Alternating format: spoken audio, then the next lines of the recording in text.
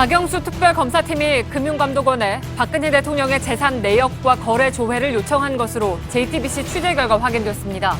특검은 최순실 씨 주변 인물 40명에 대한 재산 조회도 함께 요청해서 대통령과 최 씨의 40년간 재산 추적을 위한 수사에 본격 착수했습니다. 김영재 성형외과 의원 원장이 세월호 참사 당일 작성했다는 장모의 진료 차트가 조작된 정황을 특별검사팀이 포착한 것으로 JTBC 취재 결과 확인됐습니다. 특검은 오늘 김 원장 자택과 병원을 압수수색하고 세월호 참사 당일 김 원장이 박 대통령 미용 시술을 했는지 여부를 집중 수사하고 있습니다. 세월호 참사 당일 오전 장모에게 시술을 했다고 주장한 김영재 성형의원 원장의 진료 차트 6장을 JTBC가 입수했습니다.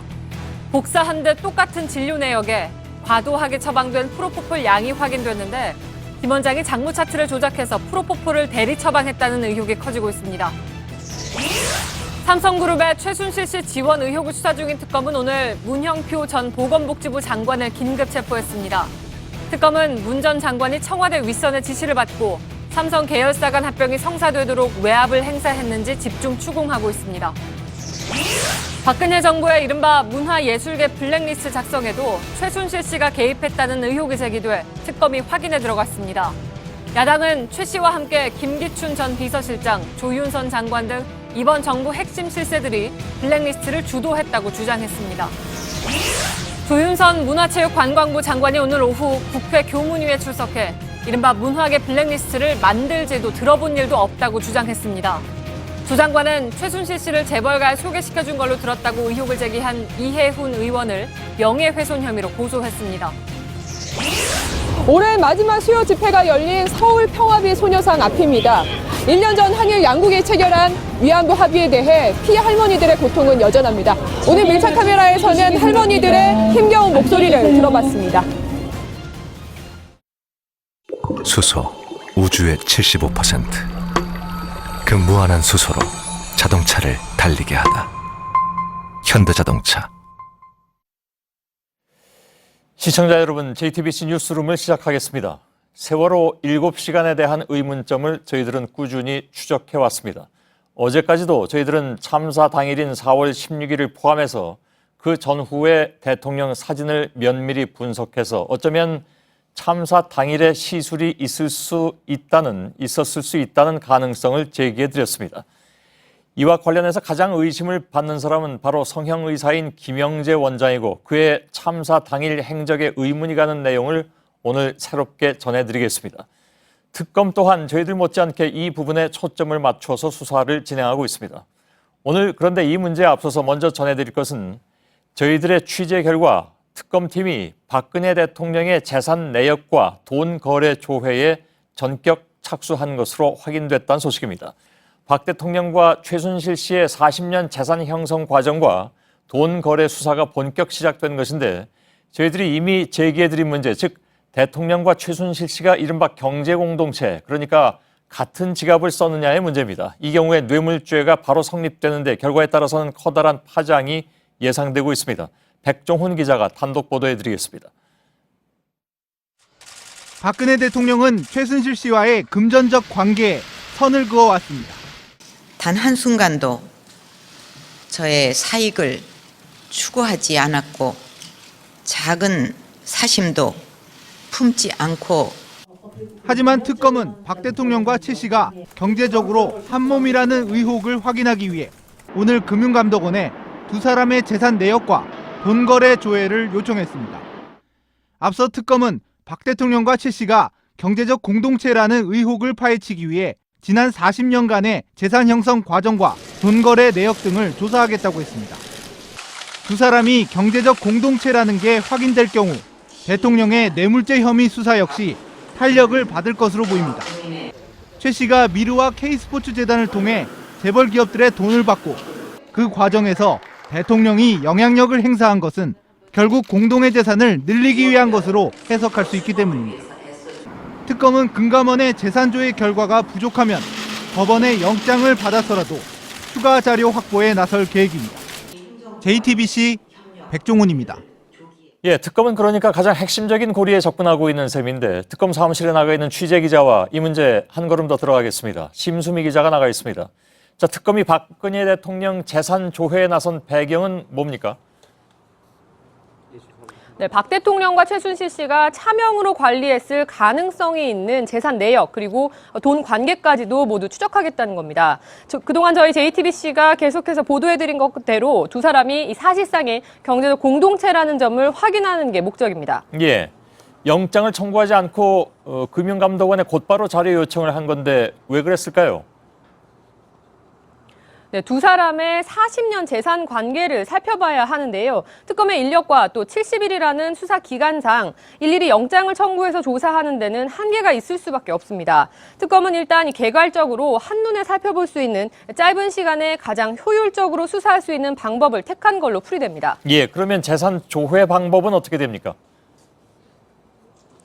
특감원이 금감원에 조회를 요청하면 금감원은 영장 없이도 모든 금융권을 상대로 조사할 수 있습니다. 사망자에 대한 상속인 재산 조회, 또 불공정 거래에 대한 조회, 그리고 외국환 거래법 위반에 대한 재산에 대한 조회가 가능합니다. 예, 그럼 특검에서 제일 중점적으로 보려고 하는 자료가 있을 것 같은데 그건 어떤 걸까요? 네, 가장 중요한 건 불공정 거래입니다. 이를 통해서 단순 재산 내역뿐 아니라 개인 간에 이루어진 모든 거래 내역까지 다 훑어볼 수 있는데요. 다시 말해 차명 거래가 있을 경우에 이것까지 찾아낼 수 있습니다. 한마디로 박 대통령과 최순실 씨 사이에 돈 거래 전부를 추적하겠다는 겁니다. 예, 근데 또 한편 눈에 띄는 것이 상속인 재산 조회입니다. 그러니까 이제 최태민 씨하고 박정희 전 대통령의 상속 재산에 대해서도 조사가 이루어지는 겁니까? 그렇습니다. 박정희 전 대통령 사후에 현재 가치로 따지면 2천억 원에서 3천억 원 정도의 뭉칫돈이 최태민 씨에게 넘어갔다는 내용이 최 씨의 의붓아들 조순재 씨 녹취록 등을 통해서 나오는데요. 특검이 최순실 씨와 박근혜 대통령 재산의 근원까지 모두 밝혀낼 수 있을지 주목됩니다. 예, 그런데 이 금융감독원에서 갖고 있는 자료를 특검이 달라고 하면 무조건 다 줘야 합니까? 아니면 일부 안 줄 수도 있는 겁니까? 네, 특검팀도 그 부분을 고려하고 있습니다. 금감원이 현직 대통령의 자료라는 점에서 일부 법조항을 들어가면서 안 내줄 수도 있어 보이는데요. 이 경우 특검팀은 꼭 필요한 부분에 대해서 영장을 집행하는 방식으로 강제 확보에 나설 방침입니다. 예, 심수미 기자가 특검에서 전해드렸습니다. 자, 세월호 7시간 의혹에 들어가기 전에 한 가지 소식만 더 전해드리죠. 최순실 씨 일가의 재산과 생활 자금에는 삼성그룹이 지원한 돈도 포함되어 있습니다. 특검은 오늘 문형표 전 보건복지부 장관을 긴급 체포했습니다. 삼성 계열사 간 합병 성사 과정에 청와대 윗선의 지시가 있었는지 그 대가로 삼성이 최 씨를 지원했는지 추궁하고 있습니다. 정혜성 기자입니다. 박영수 특검팀은 문형표 전 보건복지부 장관을 오늘 새벽 2시쯤 긴급 체포했습니다. 문 전 장관에겐 직권남용 혐의가 적용됐습니다. 국민연금이 삼성물산과 제일모직 합병을 찬성한 것에 대해 이재용 삼성 부회장 개인의 지배구조 강화를 위한 특혜로 보고 있는 겁니다. 특검팀은 문 전 장관을 구속한 뒤 청와대 윗선의 지시를 받았는지 집중 조사할 계획입니다. 특히 이재용 삼성 부회장 지배구조 강화를 도왔다는 혐의와 관련해 조만간 이 부회장을 소환 조사하는 방안도 검토 중입니다. 이와 관련해 앞서 소환된 홍한선 전 국민연금 기금운용본부장이 삼성 관련 수사에 협조하고 있는 것으로 파악됐습니다. JTBC 정혜성입니다. 예, 그동안 지켜보신 대로 뉴스룸은 세월호 7시간의 의문을 풀기 위해서 취재력을 집중해왔습니다. 참사 당일을 포함해서 그 전후에 있었을 가능성이 높은 대통령의 미용 시술 문제가 대표적입니다. 저희들이 그동안에 대통령의 사진을 다각도로 분석해서 그 가능성을 보도해드리는 것에 더해서 오늘은 또 다른 방향으로 한 걸음 더 진전이 있었습니다. 지금부터 풀어드리겠습니다. 오늘 특검은 김영재 성형의원 원장과 김상만 전 자문의 등 박 대통령의 비선 의료진에 대해서도 전방위 수사에 착수했습니다. 저희가 지속적으로 제기해온 것처럼 특검 역시 비선 의료진 수사를 통해서 세월호 7시간 의혹을 풀 수 있을 열쇠로 보고 있습니다. 특히 이른바 보안 손님으로 청와대를 마음대로 드나들면서 대통령 피부를 진료한 것으로 드러난 김영재 원장은 의혹의 핵심 인물로 꼽히고 있습니다. 어제 보도해드린 것처럼 세월호 참사 다음 날 박 대통령의 얼굴에서 나타난 미용 시술 흔적이 김 원장과 관련됐을 가능성이 주목됩니다. 그동안에 김 원장은 세월호 참사 당일 오전에 자신의 장모를 진료하고 오후에는 골프를 쳤다고 했습니다.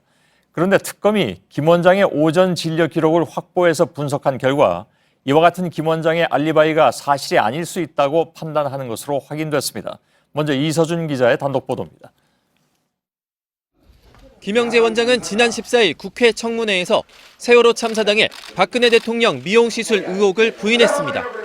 그 오전에 그 저희 장모님이요. 그다음에 고관절하고 이런 수술을 해가지고 그 오전에 그 PRP를 맞은 다음에 그다음에 골프장으로 출발해서 갔습니다. 김 원장은 골프장으로 가는 인천공항고속도로에 톨게이트 영수증, 카드 사용 내역, 골프장 출입 확인서도 제출했습니다. 하지만 박영수 특별검사팀이 김 원장 장모의 진료 차트를 전문가에게 맡겨 분석한 결과 필적과 처방 내용 등이 허위로 작성된 흔적들이 포착된 것으로 JTBC 취재 결과 확인됐습니다. 특검은 김 원장이 프로포폴 허위 처방 등을 위해 가족 명의로 가짜 진료 기록을 작성한 것으로 의심하고 있습니다. 이렇게 처방된 프로포폴이 참사 당일 오전 대통령 시술을 위해 사용됐는지 규명하는 데 수사력을 집중하겠다는 겁니다.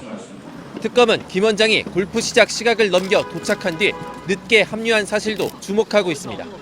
김 원장은 길을 잘못 들었다고 했지만 그 사이 시술 가능성을 배제할 수 없다는 겁니다. 다만 김 원장 측은 참사 당일 오전 9시 30분 전후까지 김 원장이 병원에 있었다고 말한 바 있어 이 부분에 대한 진위 여부도 규명이 필요합니다. 김영재 원장을 정조준한 특검이 세월호 7시간 행적 의혹을 풀 수 있을지 주목됩니다. JTBC 이서준입니다. 저희 취재진은 특검에서 조작됐다고 본 김영재 원장 장모 홍모 씨의 진료 차트 6장을 입수했습니다. 진료 내역 차트들이 복사를 한 것처럼 똑같을 뿐만이 아니라 70대 여성에게 처방됐다고 믿기 어려울 정도로 과다한 프로포폴 투여량이 발견됐습니다. 윤세민아 기자의 보도입니다. 세월호 참사 당일 오전 김영재 원장이 장모 홍모 씨를 시술했다고 주장하는 진료 차트입니다. 아기 주사로 불리는 피부 미용 시술부터 허리와 무릎에 투여되는 통증 주사, 피부 재생을 위한 PRP 주사, 그리고 마취제인 프로포폴 투여까지 당일 오전 모두 처치한 것으로 기록돼 있습니다. 김 원장이 국정조사에서 밝힌 당일 일정에 따르면 병원에 머문 시간은 오전 9시부터 40분가량이었습니다. 40분 만에 PRP 채취해가지고 준비해가 뭐 하는 건 불가능해. 1시간 걸리면 되겠어요? 장모에 대한 진료 차트가 조작됐다는 의혹도 제기됩니다. 취재진은 참사 당일을 비롯해 김 원장이 장모를 진료했던 차트 6장을 입수해 비교해봤습니다. 6장의 차트에 적힌 시술 종류가 마치 복사한 듯 똑같습니다. 당일 처치를 의미하는 동그라미 표시만 다릅니다. 이렇게 차트를 동일하게 복사해서 이런 식으로 메뉴판처럼 사용을 해갖고 상당히 조작하기가 편합니다. 6번의 진료에서 모두 프로포폴 처방이 이루어졌는데 최대 80cc까지 투여했습니다. 당시 75세였던 장모 홍모 씨가 맞기엔 과도한 양이라는 지적입니다. 여기에 있는 모든 게 사실은 수면 마취가 필요 없는, 수술할 때 저 정도 쓸 수가 있는데 그것도 아주 건강하고 체격이 좋고 튼튼한 30대 또는 한 50대까지는 쓸 수 있어요. JTBC 윤세민입니다. 보신 것처럼 특검이 대통령 비선 의료진에 대해서 전방위적인 압수수색을 벌이면서 세월호 7시간 의혹에 대한 수사에 본격 착수했습니다. 그동안에 비선 의료진을 취재해온 이호진 기자와 한 걸음 더 들어가겠습니다. 자, 이호진 기자. 오늘 가장 눈에 띄는 것은 김영재 원장의 자택과 의원에 대한 압수수색이었습니다. 그러니까 김 원장이 대통령 세월호 7시간의 의혹을 풀 수 있는 열쇠가 되는 인물이다. 이렇게 특검이 보고 있다는 얘기죠. 네, 맞습니다. 핵심은 역시 2014년 4월 16일 당일과 관련된 진료 기록들입니다. 앞서 리포트에서도 소개를 했지만 세월호 침몰 당일 오전을 포함해서 김영재 원장이 장모 홍모 씨를 진료했던 차트들입니다. 각각 다른 날 처방된 차트인데 10여 가지의 시술 목록이 복사한 듯이 적혀 있습니다. 이것 자체도 문제입니다. 예. 특히 세월호 침몰 당일 동그라미 친 부분만 시술을 했다고 하더라도 이 40분 만에 모두 하는 건 거의 불가능하다는 게 전문가들의 공통된 의견이었습니다. 예. 특히 처방된 프로포폴의 양이 문제였는데 당시 75세였던 장모의 나이를 고려하면 과다하다는 겁니다. 결국에 장모의 이름으로 대리 처방이 됐다는 의혹이 제기가 되는 겁니다. 장모 이름으로 대리 처방해서 다른 사람한테 썼다. 네. 이런 의혹이란 말이죠. 앞서 이호진 기자가 김영재 의원에서 파쇄해버렸던 문서를 분석한 적이 있었지 않습니까? 예. 저희가 다 여기서 보여드린 바가 있는데 거긴 대리 처방 의혹이 없었습니까? 예, 있었습니다. 화면에 보이는 문서 조각들인데요. 세월호 참사 당일 오전에 진료를 했다는 장모의 이름이 3번이 있었고 부인인 박 씨가 3번 그리고 또 다른 남동생인 박모 씨가 1번 등 친인척과 내부 관계자 이름이 파쇄된 문건에서 확인된 것만 12번에 달했습니다. 예. 이제 부인은 아시다시피 YJ콥스 메디컬의 대표고 남동생의 경우에는 존 제이콥스의 대표입니다. 그리고 파쇄된 문건은 2012년부터 2013년 초까지 작성된 향정대장으로 추정되는 문서입니다. 향정대장은 뭡니까? 향정신성 의약품 관리 대장이라는 뜻. 예, 줄여서 말을 하는 겁니다. 예, 예. 특검에서는 이날 오전에 김 원장이 대통령을 진료했다는 의혹을 들여다보고 있다. 이런 얘기가 되죠. 여기서 이날이라는 건 참사 당일을 얘기하는 겁니다. 네, 맞습니다. 예, 저희가 그동안 연속 보도했던 대통령의 얼굴에 남아있는 주사바늘 자국과 연관되는 부분입니다. 예. 세월호 참사 전 마지막 공식 일정이었던 4월 15일 국무회의에서는 보이지 않았던 피부 미용 시술 흔적이 17일과 21일 보입니다. 이거 저희가 누차 전해드렸던 사진들입니다. 예, 맞습니다. 예. 대통령이 17일 오전 9시에 서울을 떠났던 것으로 일정이 나온 만큼 세월호 참사 당일 시술이 있었을 가능성이 제기되는 대목입니다. 그러니까 4월 17일 9시에 떠났으니까 설마 그날 혹시 있었다 하더라도 새벽에 받지는 않았을 것이 아니냐. 예, 새벽에는 어려운. 그렇다면 그 전날인 참사 당일이 아니겠느냐 이런 의구심이라는 얘기잖아요. 예, 맞습니다. 이 주사바늘 자국이 김영재 원장이 전문적으로 시술하는 실 리프팅일 수도 있다. 이런 얘기죠. 이게 그동안 저희들이 지속적으로 전해드렸던 의혹입니다. 예, 맞습니다.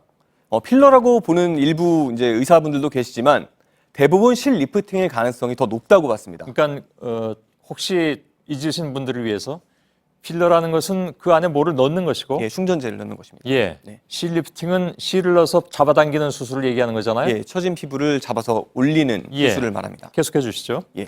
예, 당시 이제 국회 청문회에서도 이와 관련된 언급이 나왔는데 관련 발언을 한번 보시겠습니다. 예. 증인은 안면 미용 시술 전문가죠? 네. 그 얼굴 땡기는 그 분야입니다. 예. 김영재 원장이 시술을 했을 가능성을 뒷받침해주는 또 다른 정황이 있습니까? 예, 2014년 3월부터 5월까지 김영재 의원의 프로포폴 사용 대장을 한번 봐야 합니다. 예. 일단 3월은 다 비어 있고 그리고 4월에만 참사가 일어난 4월 16일에만 그 프로포폴 사용 내역이 적혀 있습니다. 예. 이제 5월 같은 경우에도 4번 중에 2번이 비어 있는데 7일과 28일입니다. 이는 김영재 원장이 쉬는 수요일과 대통령의 쉬는 수요일이 거의 일치하는 걸 뜻합니다. 예. 잠깐만요. 이거 조금 확인을 해봐야 되는데 아까 얘기할 때 3월은 다 비어 있고 그러니까 프로포폴 시술을 안 했다는 얘기잖아요. 예, 3월에는 수요일에 휴진을 했다는 뜻입니다. 수요일에. 예. 4월은 4월 16일이 역시 수요일인데 예. 그때도 비어 있었다는 얘기입니까? 김영재 원장의 일정이? 프로포폴 대장상으로는 그날만 기록이 그러니까 일부 프로포폴을 사용한 기록이 남아 있는 거고요. 예. 처음에 김영재 원장 측에서 밝혔던 것은 4월 16일도 휴진일이었기 때문에 예. 우리는 진료를 하지 않았다라고 이야기를 알겠습니다. 했습니다. 그런데 16일에 프로포폴 사용한 내역이 있더라.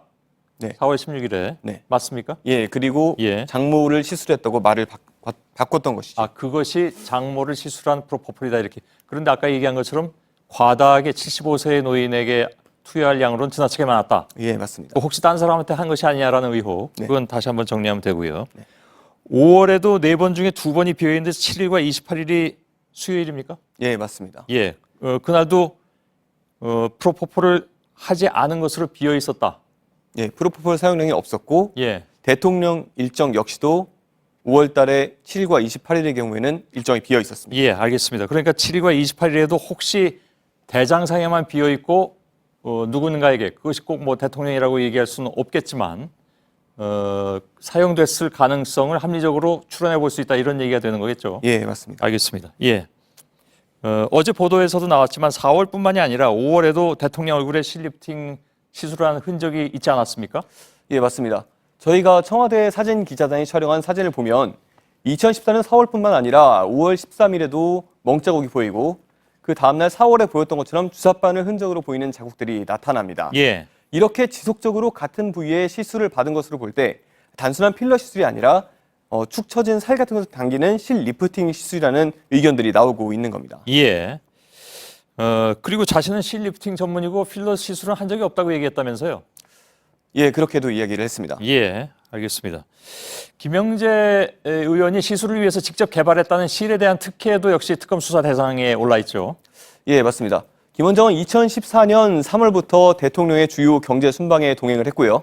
해당 사업의 중동 진출과 관련된 센터 설립까지 추진했습니다. 서울대병원 안에요.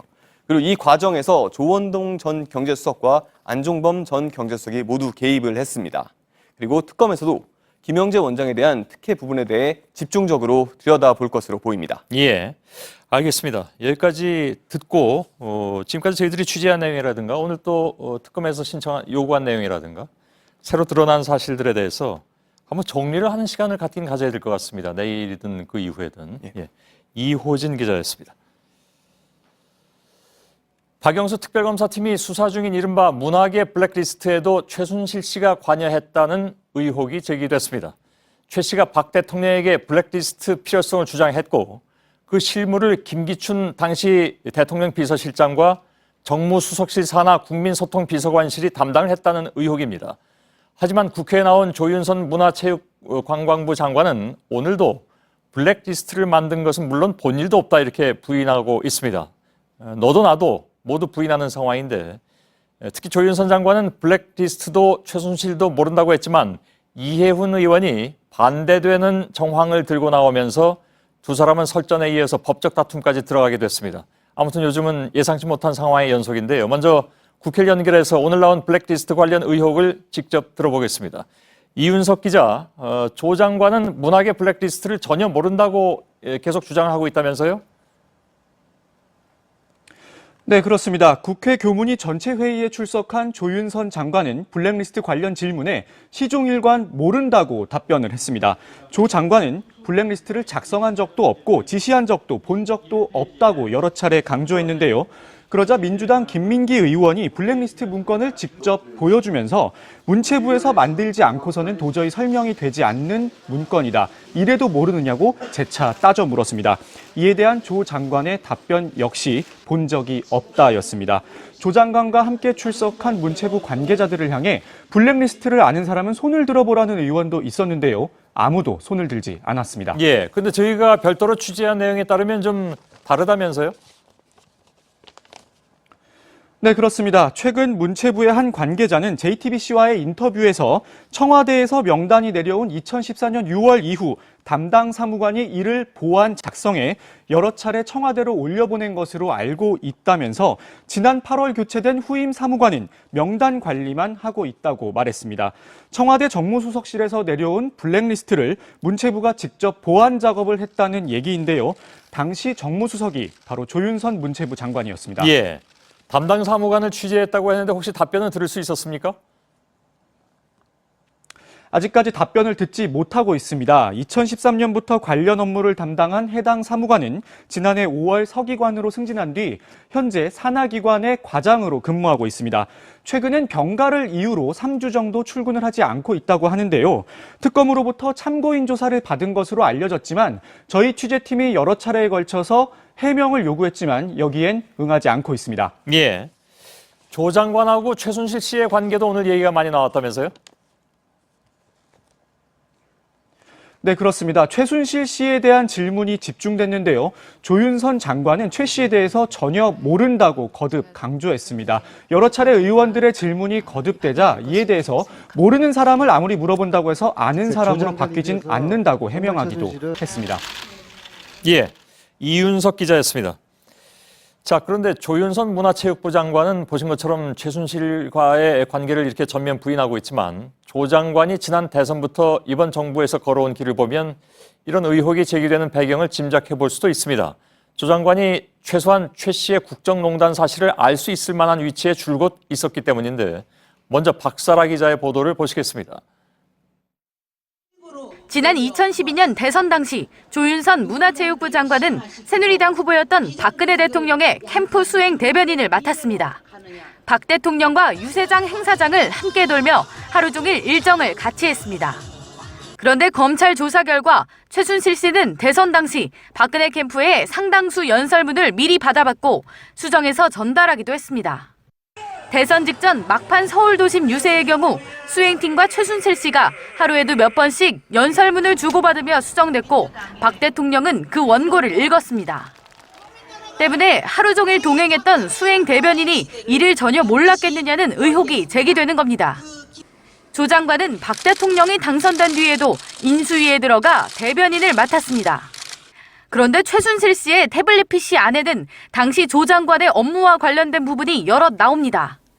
조 장관이 인수위에서 발표한 내용이 최순실 씨를 거쳐 수정된 흔적이 있었고 조 장관을 포함해 인수위 대변인 임명과 관련된 언론의 문제 제기에 어떻게 대응할지에 대한 내용도 최 씨의 태블릿 PC에서 발견됐습니다. 조 장관은 이후 여성가족부 장관과 청와대 정무수석을 거쳐 문화체육부 장관에까지 올랐습니다. 이에 따라 정부 출범을 전후해 대통령을 가장 가까이서 보좌했던 조 장관이 최순실 씨의 개입에 대해선 모를 리가 없다는 주장이 여권에서도 나옵니다. JTBC 박사라입니다. 예, 그런데 오늘 개혁보수신당의 이해훈 의원은 두 사람이 잘 아는 사이일 것이라는 새로운 의혹을 제기했습니다. 즉 조윤선 장관이 최순실 씨를 재벌가에 소개시켰다는 얘기를 들었다고 말하는 겁니다. 조 장관은 곧바로 이 의원을 명예훼손 혐의로 고소했습니다. 윤영탁 기자입니다. 가칭 개혁보수신당의 이해훈 의원은 조윤선 문화체육부 장관이 최순실 씨를 모를 리가 없다고 주장했습니다.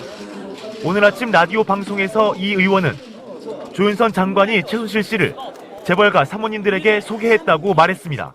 재벌 사모님인 분들이 저럴 수가 있나, 어떻게 저럴 수가 있지, 나한테 최순실 씨를 여왕님 모시듯이 모시고 와서 인사시킨 사람이 조윤선 장관인데 어떻게. 조 장관은 즉시 해명 자료를 내고 전혀 사실이 아니라며 제보자의 실명을 밝혀야 한다, 법적 대응을 하겠다고 주장했습니다. 이 의원도 물러서지 않았습니다. 그는 한 언론과의 인터뷰에서 최 씨를 안다고 인정하는 순간 상황이 복잡해지니 부인하는 것이라면서 허위사실 유포로 고소하면 수사 과정에서 진실이 밝혀질 것이라고 맞섰습니다. 조 장관은 오늘 오후 서울중앙지검에 이 의원을 명예훼손 혐의로 고소했습니다. JTBC 윤영탁입니다. 예, 이 블랙리스트 의혹은 당사자들 간의 말이 크게 엇갈리고 있는 상황입니다. 여기에 최순실 씨가 개입됐다는 의혹까지 오늘 더해지면서 파장은 더욱 커지고 있습니다. 취재 기자와 한 걸음 더 들어가겠습니다. 이희정 기자가 나와 있습니다. 우선 이건 김기춘 당시 비서실장이 주도를 했다. 이것이 유진용 전 장관의 주장이었습니다. 네, 맞습니다. 유진용 전 문체부 장관은 최근 CBS 라디오 인터뷰에서 본인이 퇴임하기 한 달 전에 이 블랙리스트를 실제로 받고 이 리스트를 작성을 지시한 것이 김기춘 전 비서실장이다라고 이렇게 폭로를 했습니다.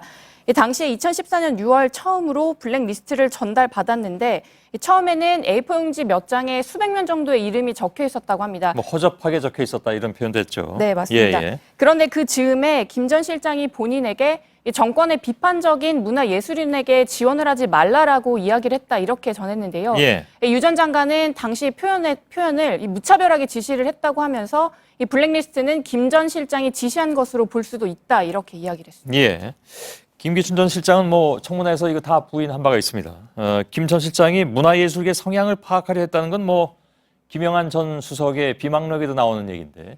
네, 비망록에는 김 전 실장이 이 영화계 좌파 성향 인사들에 대한 파악이 필요하다라고 말한 부분이 있습니다. 예. 그런데 김 전 실장이 과연 최종 지시자냐 이 부분에 대해서는 다소 의문이 남는데요. 예. 이 특검은 일단 블랙리스트 작성의 배우로 최순실 씨를 의심하고 있는 상황입니다. 예.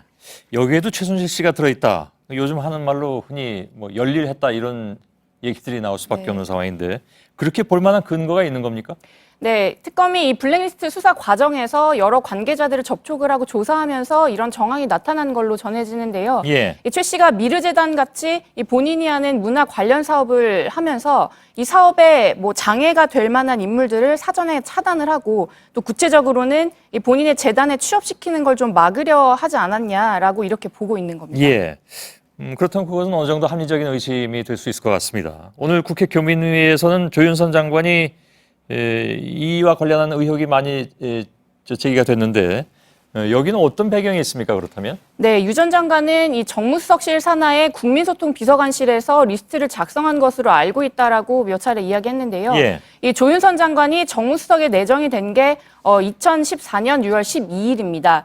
이 날짜상으로 보면은 첫 번째 리스트 작성에는 조 장관이 직접적으로 개입하지 않을 수 있지만 과연 이후에 2015년까지 이어지는 과정에서 과연 이 사실을 몰랐느냐라는 지적이 나오는 겁니다. 예. 특히 조 장관이 최근 지난 10월경에 이 컴퓨터 하드디스크를 갑자기 교체를 하면서 혹시 증거 인멸을 하려는 게 아니냐라는 그런 의혹도 제기된 예. 상태입니다. 본인은 물론 이것도 다 부인을 했습니다. 네.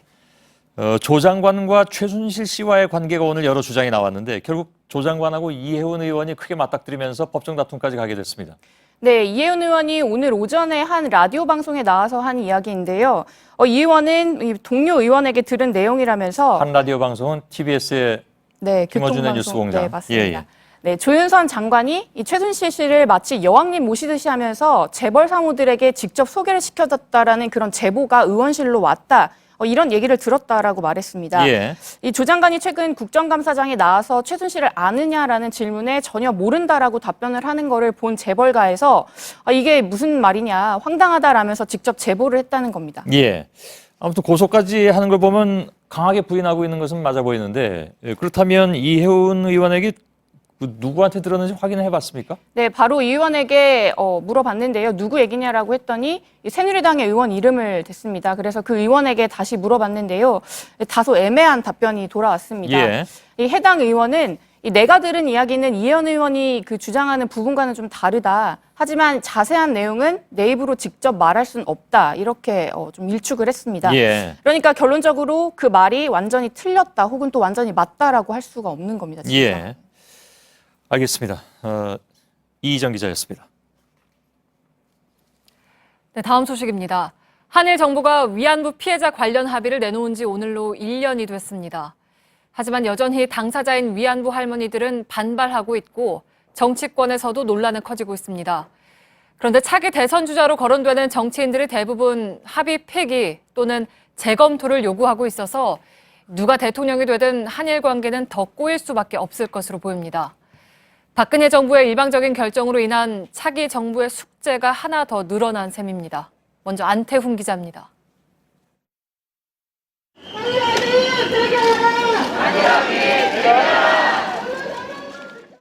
위안부 피해 할머니들과 관련 시민단체는 1263번째 수요 시위를 열고 위안부 합의를 규탄했습니다. 외교부는 위안부 합의 내용이 충실히 이행돼 왔다는 입장을 냈지만 민심은 싸늘합니다. 대선 주자들도 합의 무효를 주장하고 있습니다. 합의의 완전 폐기 또는 재협상을 요구하는 대선 주자는 문재인 전 민주당 대표와 이재명 성남시장, 안철수 전 국민의당 대표 등입니다. 반기문 유엔 사무총장도 그 정도는 아니지만 지난해 합의가 합의 과정의 끝이어서는 안 된다라는 입장을 냈습니다. 최소한 양국 간 추가적인 노력이 필요하다는 것입니다. 이에 따라 차기 정부에선 누가 대통령이 되든 이 문제를 새롭게 다시 논의할 수밖에 없는 상황입니다. 하지만 일본 정부는 이 같은 분위기를 의식한 듯 합의를 준수해야 한다, 재협상은 없다고 강조하고 있습니다. 그동안 청와대와 정부 관계자들은 위안부 합의로 한일 관계가 진일보할 것이란 평가를 했습니다. 하지만 박근혜 정부의 일방통행식 합의 결정 때문에 차기 정부에 풀리지 않는 숙제만 던져놓은 게 아니냐는 지적이 나옵니다. JTBC 안태훈입니다. 일본 정부는 합의안에 포함된 내용이라면서 소녀상 철거를 요구하고 있습니다. 언제 없어질지 모르는 소녀상을 지키기 위해서 꼬박 1년째 서울 도심 길거리에서 노숙을 하는 사람들이 있습니다. 이른바 소녀상 지킴이들이 맞는 두 번째 겨울을 신진 기자가 취재했습니다. 딸하고 왔다가 조금 남아서 저 처음 와봤어요. 아무튼 네, 추운데 고생들 하시네요. 거리에 서 있는 허름한 비닐 천막. 24시간 이곳에서 소녀상을 지키는 대학생들에게 시민들은 핫팩과 간식거리를 건넵니다. 모두가 떠나고 거리는 고요해졌지만 학생들은 자리를 지킵니다. 지난해 12월 28일 한일 위안부 합의가 이뤄진 뒤 그해 30일부터 이곳을 지켜온 지 어느덧 1년. 이제 두 번째 겨울을 맞았습니다. 비닐 이런 것도 없이 그냥 담요만 이렇게 쓰고 패딩 몇 겹 껴있고 그러고서 있었는데 정말 발이 너무 춥고 그랬었던 기억이 나요. 시민들의 도움으로 비닐 천막을 마련했고 화로도 생겼습니다. 하지만 거리 생활은 쉽지 않습니다. 생명의 위협을 느끼기도 하고 지난 6월엔 30대 여성이 흉기로 소녀상을 내리찍는 이른바 망치 테러도 있었습니다. 학생들은 휴학까지 하면서 노숙하고 있지만 그래야 할 이유가 있다고 말합니다. 취업이나 스펙 이런 데 불안한 건 없고요. 왜냐하면 이 세상이 좋아지지 않는 이상 제가 어차피 어느 회사건 어느 곳에 가건 불이한 일은 항상 있을 거고. 제 20대 끝자락을 전부 바치는 거에 전혀 후회가 없다고 생각합니다. 학생들은 소녀상이 철거되지 않는다는 확답을 받을 때까지 세 번째, 네 번째 겨울도 각오하겠다고 말했습니다. 이런 상황에서 부산 일본 영사관에 오늘 설치됐던 소녀상은 경찰이 철거했습니다. 항의하던 시민단체 사람들은 연행됐습니다. JTBC 신진입니다. 탄핵 심판 절차가 빨라지면서 각 당의 대선 준비 또 이와 맞물린 개헌 논의도 빨라지고 있습니다. 대선 출마 의사를 밝힌 반기문 유엔 사무총장도 개헌 관련 입장을 냈죠. 국민이 원한다면 개헌을 안 할 수 없다고 말하는 것으로 전해졌습니다. 구체적으로는 개헌의 결과라면 차기 대통령 임기를 3년으로 줄일 수도 있다고까지 했다는 건데 이렇게 되면서 대선 주자들의 개헌 관련 입장이 사실상 모두 정리가 됐습니다. 문재인 전 대표와 유승민 의원을 빼놓고 나머지는 정도의 차이는 있지만 개헌에 찬성하는 구도입니다. 정치권의 개헌 논의와 대선 구도를 짚어보겠습니다. 남궁욱 기자가 나와 있습니다. 자, 사실 그 개헌은 국민이 하는 겁니다. 그렇습니다. 국민 투표해야 되니까요. 예. 근데 아무튼 정치권은 이 문제로 각자의 이해관계조차서 지금 얘기를 하고 있는 상황이면 틀림이 없는데 반 총장도 사실상 이제 출마 선언한 뒤에 바로 개헌 얘기를 꺼낸 셈이군요. 예, 며칠 만에 나왔는데요. 그러다 보니까 이 일로서 이제 대선 주자들 중에 양강 구도를 형성하고 있었던 반기문 총장과 문재인 대표가 이제 그 두 사람 사이에 가장 큰 차별점이 생긴 것이다 이런 얘기가 나오는데요. 예. 말씀드린 것처럼 두 사람은 최근에 각종 여론조사에서 오차 범위 내에서 1, 2위를 다투고 있습니다. 예. 그러다 보니까 각종 현안들에 대해서 어떤 입장인지 계속 비교가 되고 있는데요. 이런 가운데서 반 총장이 개헌론 쪽에 힘을 실다 보니까 가장 큰 이슈라고 할 수 있는 개헌론에서조차 두 사람이 정반대 입장에 서게 됐다 이런 예. 분석이 나오는 겁니다. 그런데 반 총장은 개헌을 위해서라면 당선된 뒤에 임기를 뭐 3년으로 단축해도 상관이 없다. 예. 2020년 총선과 함께 후임을 뽑게 할 수도 있다. 어찌 보면 한 걸음 더 나가는 그런 셈이 됐네요. 예, 그렇습니다. 사실 대선 주자로서 걸 수 있는 가장 큰 모험성 공약이라고 할 수 있는 것들이 바로 임기 단축이라고 할 수 있습니다. 예. 현재로서는 좀 지지율이 좀 더 도약해야 될 필요가 있는 박원순 시장이나 이재명 시장 같은 경우에도 그러다 보니까 임기 단축을 포함한 개헌론 이거를 주장을 하고 있죠. 예. 이런 상황에서 선두그룹에 속한다고 할 수 있는 반 총장까지 이런 똑같은 의견을 들고 나오다 보니까 아무래도 대선 판세가 요동칠 것이다, 영향을 받을 것이다 이런 전망이 나오는 겁니다. 예. 그래서 어찌됐든 뭐 대선판에서 개헌론이 상당 부분 이슈가 될 수는 있는데 물론 그것도 아까 말씀드렸습니다만 국민의 몫이긴 합니다. 물론입니다. 근데 곧 출범할 보수신당의 운명과도 관계가 있다. 이건 이른바 보수신당의 두 축이 개헌에 대해서 생각이 다르기 때문입니까? 예, 그렇습니다. 말씀드린 것처럼 유승민 전 원내대표, 유승민 의원 같은 경우에는 상당히 부정적입니다. 하지만 또 다른 축이라고 할 수 있는 김무성 전 대표 같은 경우에는 정치권에서 유명한 개헌론자거든요. 예. 그러다 보니까 반 총장의 발언으로서 개헌론에 얼마나 힘이 실리느냐, 어떻게 굴러가느냐에 따라서 아무래도 보수신당의 두 축이 삐끄덕거리느냐, 함께 가느냐 이게 달려있다고 할 수 있는 겁니다. 예. 자, 어찌됐든 개헌론이 대선 가도에서 중요한 이유, 특히 개헌 논의에 주목해야 될 이유, 뭐라고 봐야 될까요? 지금까지 가장 많이 나온 논리죠. 아무래도 개헌론이 야권 분열의 씨앗이 될 수 있을 것이다. 지켜봐야지 된다. 이런 논리인데요. 예. 말씀드린 것처럼 문 전 대표를 빼고 나머지 주자들은 대부분 개헌에 찬성하고 있습니다. 그러다 보니까 개헌 때문에 앞으로 야권 내에 반문연대, 그러니까 반문재인 연대가 생길 수도 있다라는 우려 섞인 관측이 야권 내에서 나오고 있는 건데요. 예. 안 그래도 지금 4당 구도로 대선을 치를 거다라는 얘기가 있는데 만약에 여기서 야권이 한 번 더 분열된다면 아무래도 대선 판세 요동을 치고 더욱더 예측 불가능해질 수밖에 없는 거겠죠. 예. 그렇게 쉬워 보이는 일은 아니긴 합니다만. 야권에서는 아무튼 그래서 관련 토론회도 열었다면서요? 예, 바로 어제입니다. 어제 민주당 내의 개헌파들과 국민의당 의원들이 손을 붙잡고 개헌 관련 토론회를 열었는데요. 그 자리에서는 마침 참석자들이 문재인 전 대표를 겨냥하는 듯한 발언을 좀 했는데요. 한번 들어보시겠습니다. 예. 어떤 분들은 시간이 없지 않느냐 그렇게 이야기하는데 그건 의지의 문제고 사명감의 문제고 책임의 문제라고 생각합니다. 내각제고 무슨 뭐 대통령제고 뭐 개헌을 일단 논의를 해봐야 되는데 그 사람들은 논의 자체를 안 하려고 그러는 거 아니야? 예. 자, 아무튼 정치권이 정치적 계산으로 개헌을 논한다고 해도 아니 뭐 그것이 정치적 계산이 아니라 정말 나라를 위한 것이다라고 주장을 한다 하더라도 어찌됐든 뭐 어느 쪽으로 가든지 간에 결국 결정은 저희들이 이 자리에서 누차 얘기한 것처럼 국민들이 하는 것이고. 그렇습니다. 특히 지난번에 그 팩트체크에서 오대현 기자하고 이걸 좀 깊이 다뤄봤었는데요. 현실적으로 시간이 그렇게 개헌을 주장하는 사람들이 얘기하는 것처럼 충분하진 않아 보이기도 합니다. 그렇습니다. 그러니까 개헌 논의에 직접 들어가는 시간 외에도 사회적 합의를 갖는 기간이 필요하기 때문에 시간이 생각보다 많이 걸린다는 의견들이 많습니다. 또한 무엇보다도 저희들이 늘 주장해 옵니다만은 개헌이라는 것이 어느 방향으로 가느냐에 따라서 보다 진지한 논의가 필요한 것인데 그렇습니다. 무조건 개헌하자 하는 것으로 그냥 몰고 갈 일은 또 아니지 않느냐라는 분석도 주장도 많이 있습니다. 예, 남궁욱 기자였습니다. 국정농단이 촉발한 촛불 집회에도 아랑곳하지 않고 박근혜 대통령이 탄핵소추안이 통과된 바로 그 당일날까지도 공공기관장들을 20명 넘게 대거 임명한 사실이 드러났습니다. 임명된 공공기관장 10명 중에 6명은 이른바 관피아 낙하산인 것으로 파악이 됐습니다. 특히 지역별로는 대구, 경북 등 TK 인사들, 또 출신 대학은 박 대통령이 이사장을 지낸 영남대 출신이 유독 많아서 혼란을 틈타서 자기 사람들을 대거 챙긴 것이 아니냐 이런 지적도 나오고 있습니다. 이태경 기자의 단독 보도입니다. 지난 10월 24일 JTBC의 태블릿 PC 보도 이후 시민들은 매주 대규모 촛불 집회를 열고 박근혜 대통령에게 국정에서 손을 뗄 것을 요구했습니다.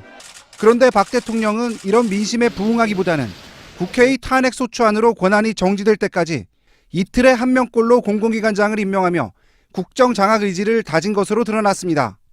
JTBC가 공공기관 경영정보 시스템인 알리우를 통해 321개 공공기관을 전수조사한 결과 박근혜 대통령이 촛불전국에 임명한 기관장은 25명이었습니다. 황교안 대통령 권한대행이 임명한 2명까지 더하면 총 27명입니다. 더 큰 문제는 이 중 59%인 16명이 박근혜 정부에서 고위 관료를 지낸 관피아 낙하산이라는 점입니다.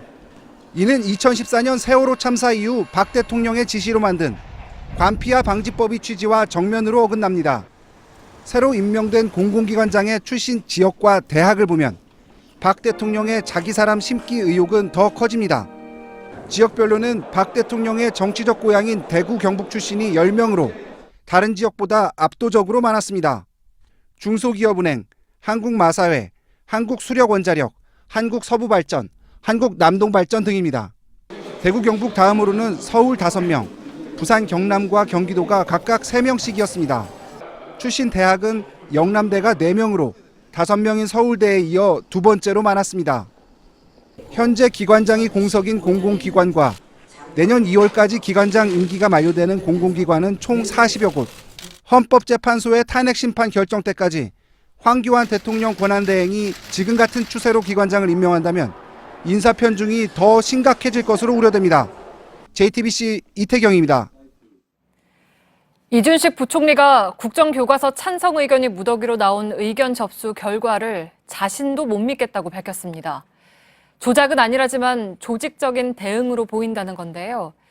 이 찬성 결과가 국정교과서를 유지해서 국검정 혼용 방침을 정하게 된 근거 가운데 하나인 만큼 논란이 커질 전망입니다. 홍지유 기자입니다. 국정교과서 현장검토본에 대한 의견 접수 결과는 지난 21일까지만 해도 반대가 훨씬 많았습니다. 현재까지 접수한 내용을 보면 이제 부정적인 평가가 한 63%, 긍정적인 평가가 한 34%로 나타나고 있습니다. 하지만 이틀 만에 정반대로 바뀌었습니다. 23일 의견 접수를 마감한 결과 의견 접수자 기준 찬성 65%, 반대 35%로 나타난 겁니다. 특히 찬성 의견을 낸 381명 중 299명이 마지막 날 의견을 접수한 것으로 밝혀졌습니다. 그런데 이준식 장관은 오늘 이 수치를 믿지 않는다고 말했습니다. 저도 그 데이터, 그 자료를 믿지 않습니다. 여론 조작한 거라고 말씀드릴 수 없고요. 조직적으로 했다는 느낌은 갖고 있습니다. 지난해 국정역사교과서 사용고시에 대한 의견 접수 때도 일부 단체들이 마지막 날 찻대기로 찬성 의견을 접수했다는 의혹이 일었습니다. 이 장관은 어제 국검정 혼용안을 발표하면서 국민의 의견을 검토해 내린 결정이라고 주장했는데 믿지도 않는 수치를 근거로 결론을 내린 셈입니다. 오늘 서울의 고등학교 역사교사 150여 명은 서울시 교육청에 모여 정부의 결정을 성토했습니다. 1년 안에 집필에서부터 이 검정 그리고 수정 보완 지시까지 하는 거는 불가능하다고 봐야 됩니다. 야당 측은 현재 국회 안건조정위원회에 회부된 국정교과서 금지법을 내년 2월까지 통과시키겠다고 밝혔습니다. JTBC 홍지유입니다. 네, 어제 국정역사교과서에 이어 오늘은 설악산 5색 케이블카 사업에도 제동이 걸렸습니다. 문화재위원회 심의를 통과하지 못해서 더 이상 사업을 진행하는 게 어려워진 겁니다. 무리하게 밀어붙이다가 사실상 폐기 수순에 들어간 두 번째 박근혜표 정책으로 기록됐습니다. 정원석 기자입니다. 문화재청 산하문화재위원회는 오늘 5시간에 걸친 회의 끝에 설악산 5색 케이블카에 대한 허가 심사를 부결했습니다. 설악산 케이블카 설치 예정지에 대한 동물과 식물, 지질, 경관 등 분야별 소위원회를 구성해 조사한 결과 부정적 영향이 크다고 판단한 겁니다. 설악산은 천연보호구역이자 그 자체로 천연기념물이고 설치 예정지가 천연기념물인 산양서식지이기 때문에 문화재청 허가를 받아야 개발이 가능합니다. 지난 2012년부터 추진된 5색 케이블카 사업은 환경부 반대로 번번이 무산됐습니다. 그런데 2014년 박근혜 대통령의 언급이 나온 뒤 지난해 환경부가 조건부 승인을 내줬습니다.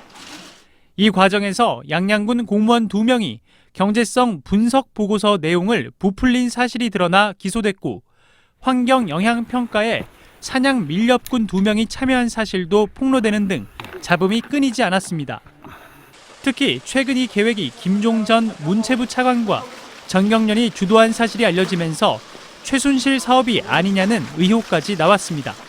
하지만 문화재청의 최종 문턱을 넘지 못하면서 폐기될 운명에 처했습니다. JTBC 정원석입니다. 시중금리가 오르면서 1,300조 원이 넘는 가계빚 부담이 더 커지고 있습니다. 특히 그동안 정부의 가계부채 대책에서 비켜나 있던 저신용자와 저소득층에 대한 걱정이 큽니다. 송우영 기자입니다. 그동안에 등록되었던 연체 기록은 오늘부로 한 일주일 후에 다 해제됩니다. 오늘 오후 신용회복위원회. 채무 조정 방법을 알아보려 온 사람들로 북적입니다.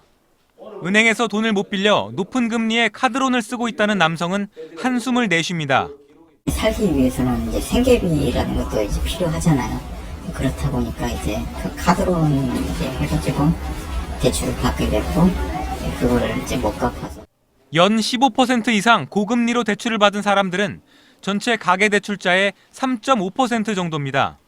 하지만 저신용자는 전체의 17.3%나 고금리로 돈을 빌려 시중금리가 올라가면 이들은 더 취약할 수밖에 없습니다. 이런 저신용자 중에서 3군데 이상 금융회사에서 돈을 빌린 다중채무자들의 대출액도 9월 말 기준 78조 원이나 됩니다. 이들 저신용자가 돈을 갚지 못해 한꺼번에 신용불량자가 되면 금융회사들의 건전성도 악화돼 위기가 경제 전체로 파급될 수 있다는 우려가 나옵니다. 하지만 금융당국이 내놓은 가계부채 대책은 안심전환대출 등 주로 자기 집을 담보로 빚을 얻은 중산층에 초점이 맞춰져 있습니다. 본격적인 금리 인상기를 맞아 취약계층의 금리 부담을 완화하고 소득을 늘려 상환 능력을 키울 대책이 시급하다는 지적이 나옵니다. JTBC 송우영입니다. 공정거래위원회가 스마트폰 핵심 부품 특허를 남용했다고 글로벌 IT 업체 퀄컴에 사상 최대인 1조 원대 과징금을 부과했습니다. 국내 휴대전화 업체들은 퀄컴에 연간 1조 5천억 원의 특허 사용료를 내고 있습니다. 퀄컴은 서울고등법원에 항소하겠다고 밝혔습니다. 농림부가 오늘 하루만 AI 발생농가 반경 3km 안쪽에서 생산된 달걀 반출을 허용했습니다. 오늘 추가로 반출된 물량은 국내 하루 달걀 소비량의 4분의 1인 1,000만 개 정도로 달걀 수급 불안을 없애기엔 턱없이 부족한 양이지만 내일부터는 다시 전국 방역대에서 달걀 반출이 일주일 동안 금지됩니다. 오늘 오전 11시쯤 한 중년 남성이 전북 전주시 노송동 주민센터로 전화를 걸어와 5천만 원의 지폐와 돼지 저금통이 들어있는 종이 상자를 인근 공원에 놓아뒀으니 어려운 이웃을 위해 써달라는 말을 남기고 전화를 끊었습니다. 지난 2000년부터 해마다 익명 기부를 계속해서 얼굴 없는 천사로 불리는 이 남성은 올해까지 17년 동안 4억 9,700만 원을 기부했습니다. 영화 스타워즈에서 레아 공주를 열연했던 배우 캐리 피셔가 60세를 일기로 세상을 떠났습니다. 지난 23일 LA로 향하는 비행기에서 심장마비를 호소해 치료받던 중 닷새 만에 숨진 겁니다. 피셔는 1987년 약물 중독을 극복한 자전적 소설을 발표하는 등 베스트셀러 작가로도 활동했습니다.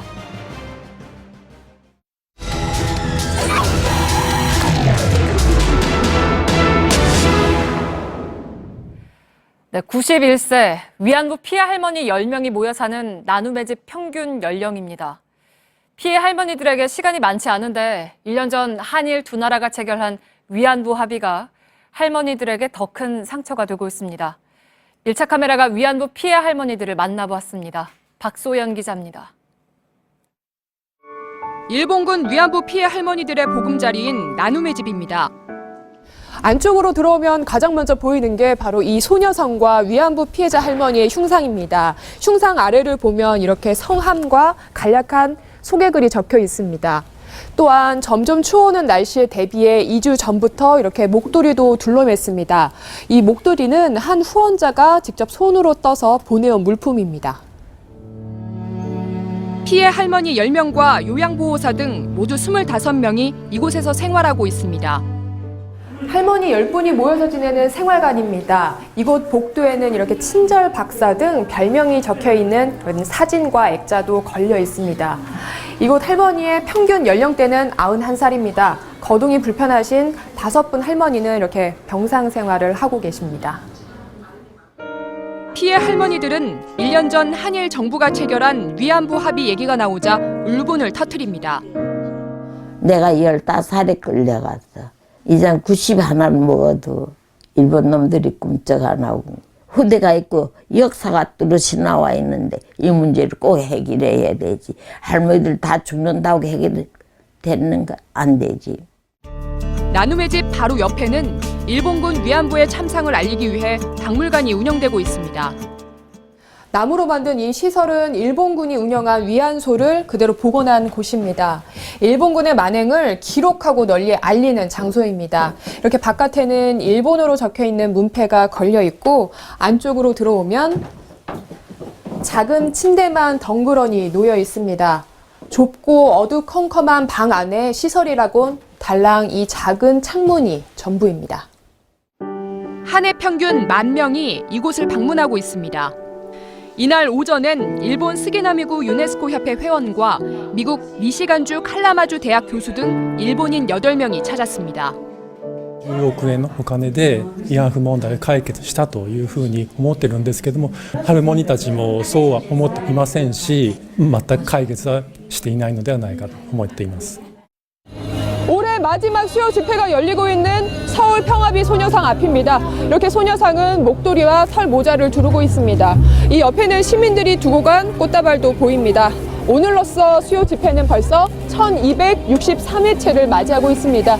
1년 전 한일 양국이 체결한 위안부 합의가 원천 무효라는 목소리는 점차 높아지고 있습니다. 집회 참석자들은 별세한 위안부 피해 할머니 영정을 앞세우고 광화문 외교부 청사까지 행진했습니다. 한편 정부가 설립한 위안부 피해자 지원재단인 화해치유재단은 제 역할을 못하고 있다는 비판을 받고 있습니다. 피해자들의 명예 회복과 치유를 위해 만들었다는데 뚜렷한 사업 성과는 내놓지 못하고 있습니다. 그럼 이사장님은 좀 개인 일이 좀 있으셔가지고 해외 좀 나가면서요. 그럼 이사장님은 언제 돌아오세요? 우리 입장만 적어서 못 들었거든요. 올해 들어 사망한 위안부 피해 할머니는 7명. 현재 정부에 등록한 위안부 피해 생존자는 40명입니다. 소녀상 주변엔 시민들이 놓고 간 위로의 꽃송이가 더 늘어났습니다. 아직 현실은 답답하기만 한데 위안부 피해 할머니들에겐 시간이 많이 없습니다. 언제쯤 치유의 순간을 맞이할 수 있을까요? 밀착 카메라 박소연입니다.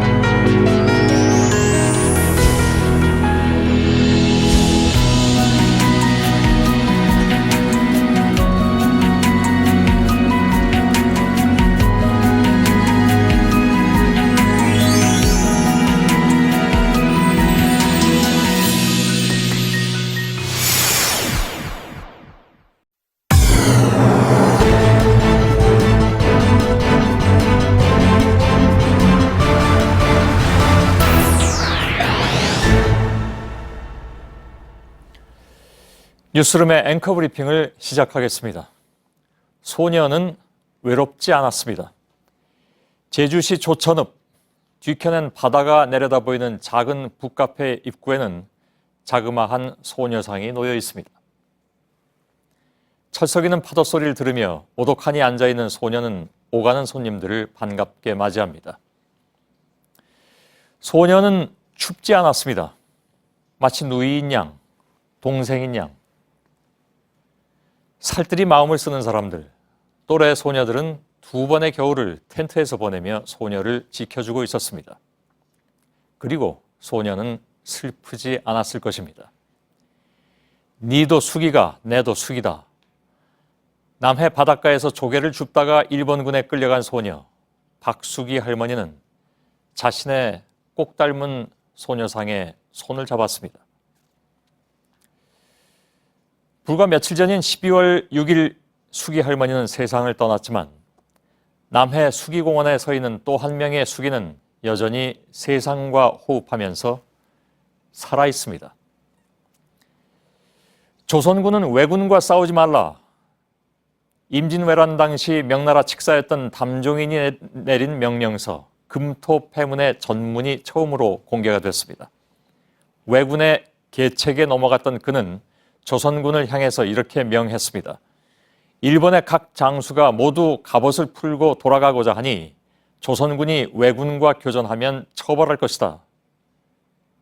그러나 이순신은 이 금토패문을 보고 크게 경노하며 장계를 올렸습니다. 왜는 간사스럽기 짝이 없어 신의를 지켰다는 말을 들은 적이 없다. 비록 상국인 명나라의 지시였지만 받들 수 없다는 거부였습니다. 그리고 400년이 지나 사과는 이미 받았다. 더 이상 시간은 없다. 이제 싸움을 멈추라는, 그것도 소녀들의 고국인 우리 정부가 내린 명령서. 받들 수 없는 시민들은 1년 전 오늘 밀실에서 진행된 그 10억엔짜리 합의를 인정할 수가 없습니다. 오늘 2016년의 마지막 수요 집회는 마무리됐다지만 내년에도 후년에도 끝나지 않을 소녀들의 이야기. 남은 사람은 이제 40명뿐이라지만 시간은 자꾸만 흐른다지만 시민들은 싸움을 그치라는 사람들을 향해서 이렇게 말합니다. 나는 살아있다. 나는 살아있다. 나는 살아있다. 오늘의 앵커 브리핑이었습니다.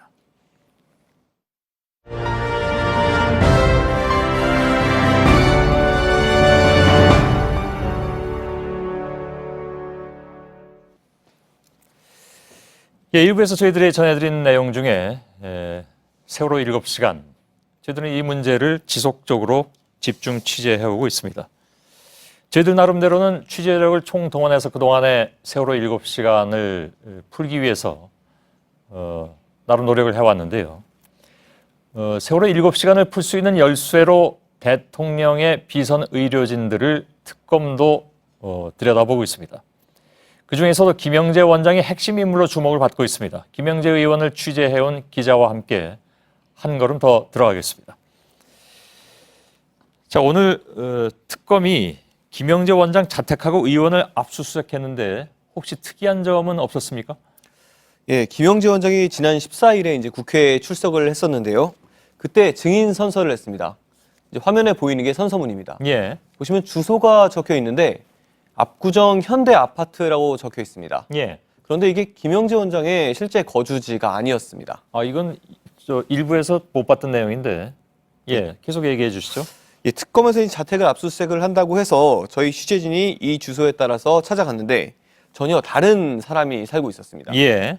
김 원장이 몇 년 전에 해당 아파트 단지에서 살았던 것은 맞지만 동과 호수는 아예 달랐습니다. 예. 결국엔 자신의 주소를 사실과 다르게 기재한 겁니다. 예. 이런 것도 위증에 해당되는 건가요? 위증 여부는 이제 국회에 저희도 문의를 해봤는데 검토가 필요하다고 답을 했습니다. 그런가요? 네.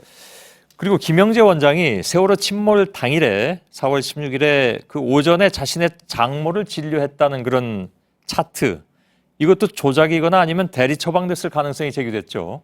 예, 지금 보시고 있는 게 세월호 참사 당일 오전에 김영재 원장이 장모 홍 씨에게 처방을 했다는 차트입니다. 예. 이제 과거의 차트와 비교를 해봐도 복사한 것처럼 똑같고 프로포폴의 투여량도 70대 여성에게 굉장히 과다하다는 점에서 대리 처방 의혹이 제기가 됩니다. 예.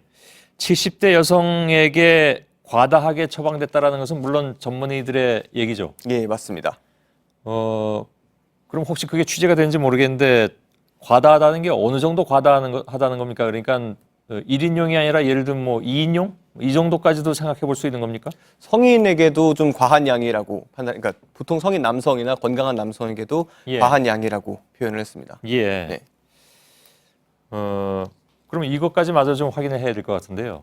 그날 처방된 프로포폴의 양이 예를 들면 2사람에게 쓸 수 있는 것이었다라는 그 정도의 양이었다라는 것도 전문의들이 확인을 해줬는지, 그건 만일 안 됐으면 확인 좀 하기를 부탁드리고요. 예, 조금 더 확인을 해보겠습니다. 예, 알겠습니다. 장모 외에 다른 가족 이름으로, 그러니까 제가 아까 이걸 좀 확인해 달라는 것은 예.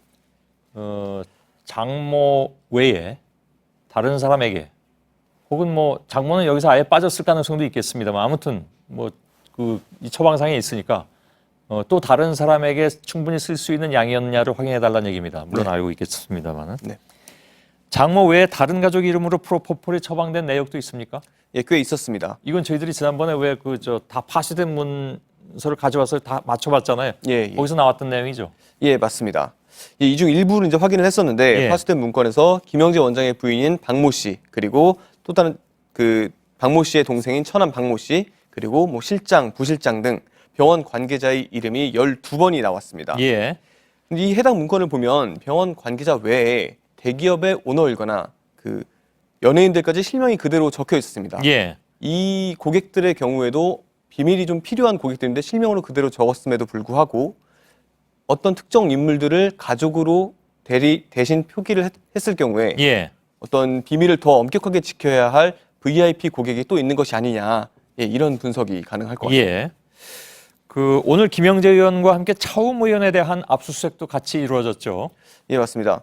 차움 의원의 경우에는 JTBC의 보도로 최순실 자매가 지난 6년간 수백 차례 드나들면서 대통령에 대한 대리 처방까지 했다는 의혹이 제기가 됐는데요. 예. 특검에서 이제 본격적인 수사에 나선 겁니다. 저희가 보도를 했듯이 청과 VIP 등으로 표기된 게 청자 혹은 VIP. 예, 맞습니다. 29차례에 걸쳐서 있었습니다. 예. 처음에서 대통령 치료비를 최 씨 자매가 대납을 했다는 의혹부터 대통령 혈액이 외부로 무단 반출된 문제까지 특검에서 풀어야 할 숙제로 보입니다. 예. 서울대병원에 대해서도 압수수색했다면서요? 그건 왜 했습니까? 예, 특검은 서울대병원의 서창석 원장의 집무실과 자택에 대해서도 압수수색을 벌였습니다.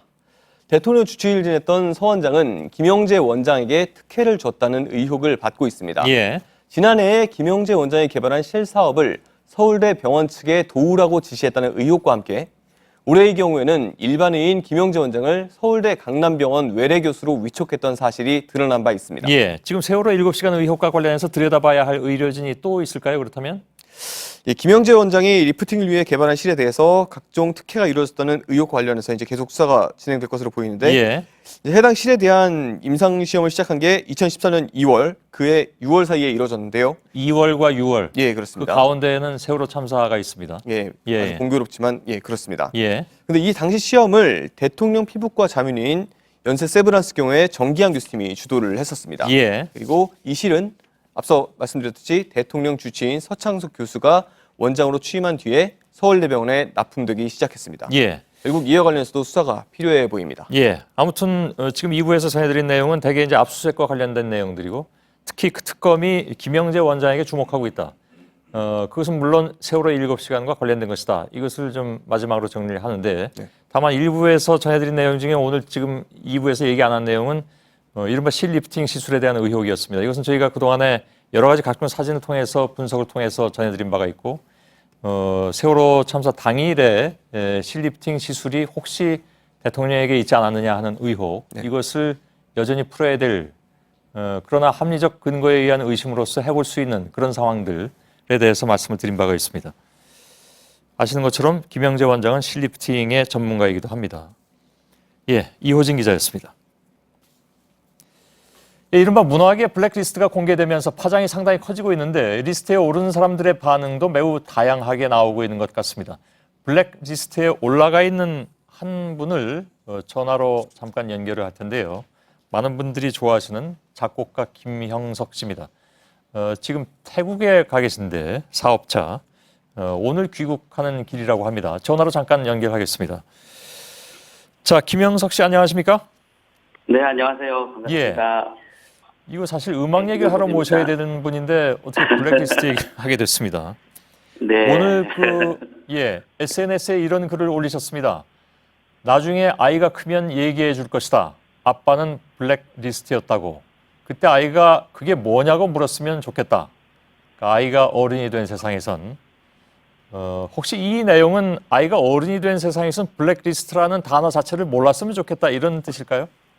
네, 몰랐으면 좋겠습니다. 예. 아이가 어른이 되면 블랙리스트 없는 세상이었으면 좋겠고요. 그런 억압이 있어서 아이가 자유롭게 표현 못하고 또 저항할 수 없는 세상이라면 더 슬플 것 같습니다. 예. 그래서 저는 아이가 블랙리스트 단어의 의미를 꼭 알았으면 좋겠고요. 나중에 가르쳐줄 거고요. 다시 예. 이런 또 상황이 벌어진다면 용기 내서 자유로운 선택과 표현을 마음껏 할 수 있었으면 좋겠습니다.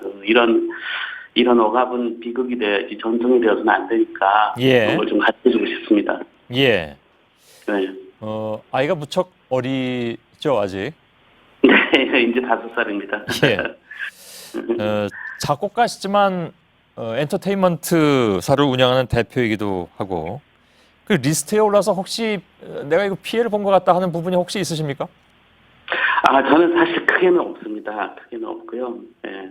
저보다는 좀 자유롭게 표현하는 순수 예술, 또 공연 예술, 또 학생들 가르치시는 교수님, 강사님 이런 분들이 피해가 더 크죠. 예.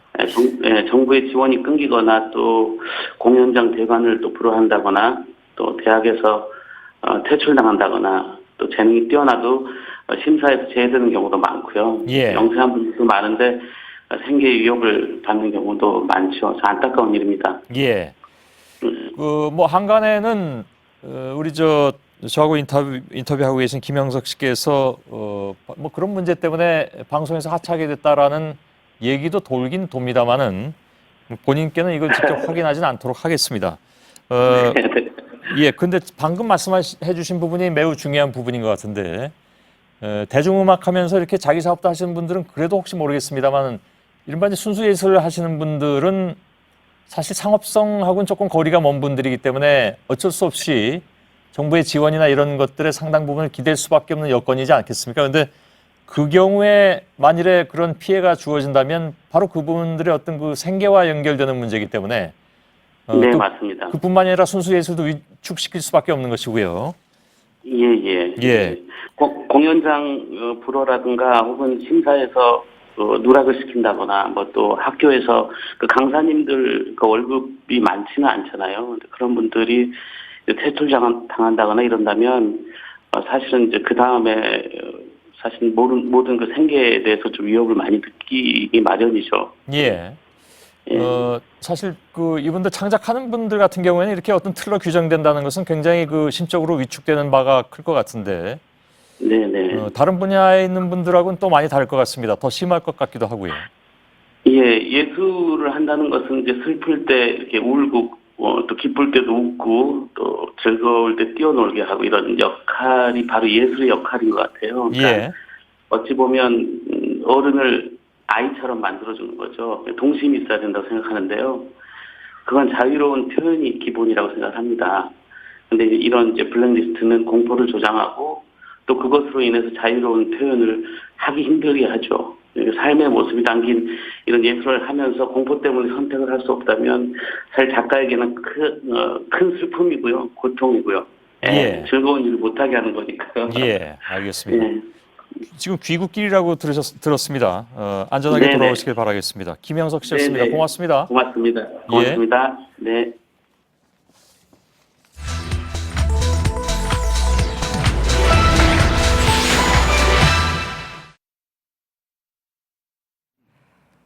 네, 오늘 팩트체크는 이 UN 보고서로 시작합니다. 최종적, 불가역적 해결을 담은 위안부 합의는 피해자 중심의 접근을 충분히 택하지 않았다. 한일 합의 1년, 대선 주자들은 이 합의를 폐기하거나 재협상하겠다고 목소리를 높였습니다. 하지만 이미 불가역이라고 못을 박은 협의를 되돌릴 수가 있을지요? 오대영 기자와 함께 알아보겠습니다. 오대영 기자, 먼저 대선 주자들 주장부터 좀 볼까요? 네, 소속 정당 또 진영 떠나서요. 크게 두 갈래로 나뉩니다. 오늘도 목이 좀 불편해서 죄송하다는 말씀 먼저 드리고요. 네. 문재인, 유승민, 안희정 재협상을 주장하고 있고 이재명, 안철수, 박원순 폐기 주장을 하고 있습니다. 반기문 유엔 사무총장은 없습니까? 반 총장이 지난해 말에 했던 얘기가 있는데요. 네. 박 대통령께서 올바른 용단을 내린 데 대해서 역사가 높게 평가할 것이다. 그 뒤에 이 합의에 대해서는 크게 말이 달라지진 않았습니다. 어쨌든 반 총장 빼면 다 되돌리자 이 얘기를 하고 있는 겁니다. 하지만 일본의 생각은 정반대입니다. 両国民のみならず全世界に向けて明確に約束したものであって安倍総理とパク・クネ大統領との間でも最終的でそして不可逆的であると回帰されることを責任を持って両国は実施することが極めて重要なことである。 네, 아주 강경한데 근데 이미 결정이 됐고 일본도 저렇게 지금 강경한 입장이면 차기 대선 주자들이 당선이 되면 이거를 되돌릴 명분이 있습니까? 네, 위안부 합의가 그래서 강제성이 있느냐 이 부분만 보면 되는데요. 국제협약에 따르면 강제성이 있으려면 조약이어야 됩니다. 그런데 조약이라는 것은 뭐냐? 서면 형식으로 국가 간에 체결된 합의입니다. 네, 그러니까 조약이면 따라야 하고 그렇지 않으면 되돌릴 수 있다. 이게 오늘의 핵심인 거군요. 네, 조약이면 문서를 남기고요. 네. 적법한 절차를 거쳐야 됩니다. 네. 그래서 공식 조약은 대체로 국회 동의를 받아야 되고요. 그런데 국회 동의 절차가 이번에 없었습니다. 대통령의 행위는 문서로 해야 되는데 서명된 문서도 없었습니다. 아, 서명을 한 문서가 없었습니까? 네, 그냥 합동 기자회견이었고요. 한 단체에서 정보 공개 청구를 했는데요. 외교부는 서명 문서가 없다 이렇게 답까지 했습니다. 네, 근데 지금 인터넷에 찾아보면 합의문 전문이라고 해서 나오는 게 있는데 그거는 뭡니까 그러면? 그건 그냥 기자회견문입니다. 네. 양국이 발표한. 네. 또 세 번째, 중요 대외 정책은 국무회의 심의를 거쳐야 되는데요. 이 역시도 없습니다. 따라서 한국에서 위안부 합의는 조약이 아닙니다. 네, 그러면은 일본은 어떻습니까? 일본은 이 합의에 대해서 굉장히 긍정적인 반응이지 않았습니까? 제가 일본의 내각 회의록을 하나 보여드릴게요. 네. 우리로 치면은 국무회의 회의록인데 날짜가 8월 24일입니다. 이런 내용입니다. 강요회의에서 이란 합의에 근거한 지출에 대해서 예비비 10억엔을 결정했다. 내각에서 돈 나가는 근거는 남겼습니다. 하지만 이 역시도 조약은 아닙니다. 네. 들어보시죠.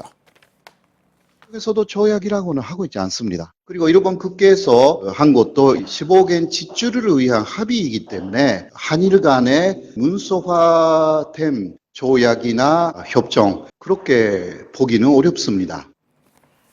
네, 그러니까 한국에서도 그렇고 일본에서도 조약으로 보고 있지 않은 거군요. 네. 이게 물론 외교기 때문에 딱 잘라서 말씀을 드릴 수는 없습니다만 일종의 조약이라고 치더라도 국제 규범에 반하면 무효를 제기할 수 있는 것도 있습니다. 네. 위안부 합의는 유엔 보고서에서 앞서 말씀하신 대로 부당함이 지적이 됐습니다. 네. 그래서 무효로 볼 여지가 여기에도 있는 거죠. 물론 외교기 때문에 우리가 뭐라고 정확히 말씀드릴 수는 없지만 이런 길들이 충분히 열려 있다라는 얘기입니다. 네, 그러니까 외교적 합의를 한쪽에서 깨는 거는 상식적인 일은 물론 아니죠. 근데 문제가 있는데도 이걸 끝까지 그대로 둘 수는 없잖아요. 그래서 대선 주자들도 그러니까 한 목소리를 내고 있는 거 아니겠습니까? 지금 합의하는 데서 중요한 게 불가역이잖아요. 네. 근데 이 불가역도 정치적인 수사에 불과하다.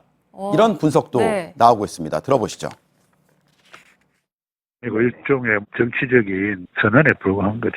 일본 이외의 다른 외국들에게 구속력을 주장할 수는 없는 거죠. 네, 구속력이 없다는 말이죠. 우리가 IMF로 한창 힘들 때 이런 일이 있었습니다. 일본이 한일 어업협정을 파기하기로 선언합니다. 네. 1998년의 일인데 당시 김대중 당선인은 모욕적이다 이렇게 말을 했습니다. 네. 어업협정은 심지어 조약이었는데도 깼습니다. 일본도 그러니까 이랬던 적이 있는 거군요. 네, 외교적 결정이 철저히 국익에 따라서 변화할 수 있다. 이걸 보여주는 단적인 사례죠. 네, 그럼에도 국가 간의 약속 파기는 또 다른 이제 문제를 낳는다는 것도 저희가 고려를 안 할 수가 없겠죠. 네. 팩트체크 오대영 기자였습니다.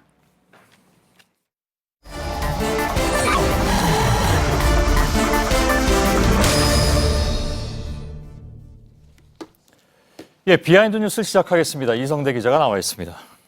자, 이 기자 첫 번째 키워드 열어보죠. 네, 첫 번째 키워드입니다. 유럽 가는 이완영. 예. 자, 위증 공모 의혹의 당사자였죠. 이완영 의원이 조만간 상임위 차원에서 유럽으로 해외 시찰을 떠나게 돼 있어서 논란이 일고 있습니다. 예. 간사는 아직도 맡고 있잖아요. 그렇습니다. 바로 예. 그것 때문에 지금 문제가 되고 있는데요. 국조기간이 안 끝나지 않았나요, 아직? 그렇습니다. 아직 안 끝났습니다. 예, 바로 예. 그런 점들 때문에 지금 논란이 나온다는 겁니다. 저희 정치부 차원에서 농해 수위의 해외 시찰 계획 문건을 단독으로 입수를 했는데요. 예. 자, 그 문건 잠깐 보시면 제목은 이런 겁니다. AI 방역제도 관련 해외 시찰 계획안. 그래서 덴마크, 프랑스 등을 오는 31일부터 6박 8일 가는데 방문단에 이완영 의원 그리고 민주당의 2명이 있습니다. 자, AI 대책을 보러 가는 것, 이 자체는 문제가 아닌데 예. 문제는 이 의원이 아직 새누리당 국조특위 간사 자격을 갖고 간다는 점 때문입니다. 예. 다시 말해서 이제 국정조사 기간이 얼마 남지 않았는데 간사직까지 맡고 있는 이 의원이 일주일이나 자리를 비우는 것이 적절한 것이냐. 또 한 가지 AI는 지금 이미 엄청난 피해를 일으키고 있는데 이제야 또 가서 뭘 보겠다는 것도 좀 이해가 안 간다. 이런 반응도 물론 있고요. 그렇습니다. 일단 당장 야권에서는요. 오늘도 그렇고 청문회를 한 번 더 하자. 국조기간을 연장하자라고 요구를 하고 있습니다. 예. 하지만 새누리당이 반대하면은 이게 쉽지가 않은데요. 이런 부분들을 협상하는 게 바로 간사인 이완영 의원입니다. 예. 국조특위 기간이 다음 달 15일로 마감이 되는데 이렇게 유럽을 다녀오면 불과 일주일밖에 남지 않습니다. 사실상 연장을 위한 협상 같은 걸 하기가 물리적으로 쉽지 않은 기간이기 때문에 예. 이번 해외 방문이 의도적인 게 아니냐는 지적도 받고 있습니다. 예. 제가 이 의원의 입장을 듣기 위해서 오늘 이 자리에 들어오기 직전까지도 통화를 시도했지만 연결은 아쉽게도 되지 않았습니다. 아, 그런가요? 이거 혹시 취재가 됐는지 모르겠는데요. 왜 지난번에 임명진 목사가 비대위원장 되면서 첫 일성으로 이완영 의원을 소환해서 징계하겠다 그랬었잖아요. 그건 어떻게 돼갑니까? 아직 그 이후에 그 관련된 더 그 논의가 진행됐다고는 아직 취재가 되지 않았습니다. 아, 그런가요? 예. 징계보다도 지금 해외 출장을 가는 그런 상황이 됐습니다. 아무튼 다음 키워드는요? 자, 두 번째 키워드입니다. 내 이름이 어때서라고 정해봤는데요. 예. 자, 가칭 개혁 보수 신당이 그 이름 때문에 좀 난감한 모습입니다. 예. 줄이면 좀 어감이 난감해지기 때문인데요.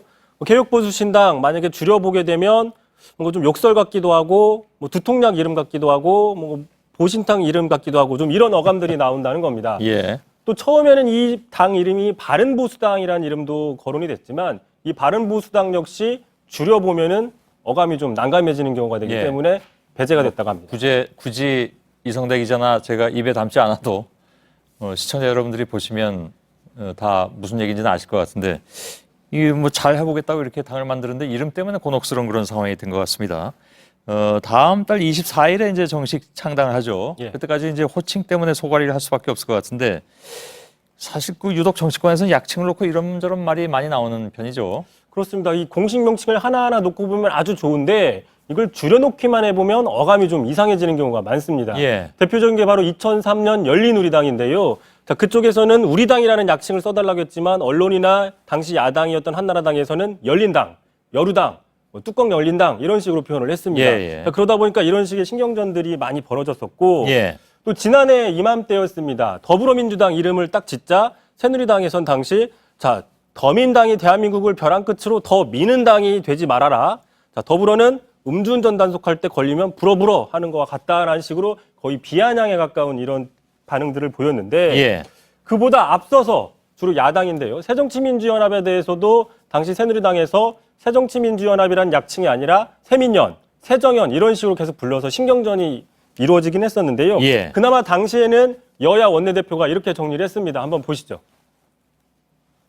나 이완구로 불러주세요 하는데 이 왕구로 부르면 안 되잖아요. 이름이란 상대방이 불러달라고 하는 걸로 불러주는 게 예의죠. 앞으로 그 새누리당 의원님들한테 새정치민주연합이라고 이렇게 호칭하라 이렇게 말씀하셔서 굉장히 감사하게 생각합니다. 예. 근데 뭐 이름 어찌 짓든지 간에 이걸 또 패러디하는 분들은 기가 막히게 또 다른 뜻으로 패러디들을 하셔서 뭐 어찌됐든 이 새로 출범하는 당의 이름이 어찌 될지 하여간 좀 궁금하긴 하군요. 알겠습니다. 공공기관도 그런 사례가 좀 있죠? 짧게. 그렇습니다. 예. 예. 박근혜 정부 부처들도 좀 약칭 때문에 난감한 상황인데요. 간단히 보시면요. 예. 미래창조과학부 부에서는 미창부로 공식 약칭을 정했는데 약간 어감이 좀 안 좋습니다. 예. 자, 보건복지부는 보복부인데 좀 무서운 느낌이 나고요. 예. 여성가족부는 여가부가 공식 약칭인데 좀 한가한 느낌이 납니다. 예. 산업통상자원부는 산통부인데 좀 깨는 느낌이 납니다. 그러네요. 예. 알겠습니다. 깨는 느낌. 예. 이성대 기자였습니다. 수고했습니다. 네, 내일 아침 중부와 호남, 제주 산간에 눈이 온다는 예보입니다. 전국의 낮 기온은 오늘과 비슷하겠습니다. 예, 저희들은 내일도 최선을 다하겠습니다. JTBC 뉴스룸 여기서 마치겠습니다.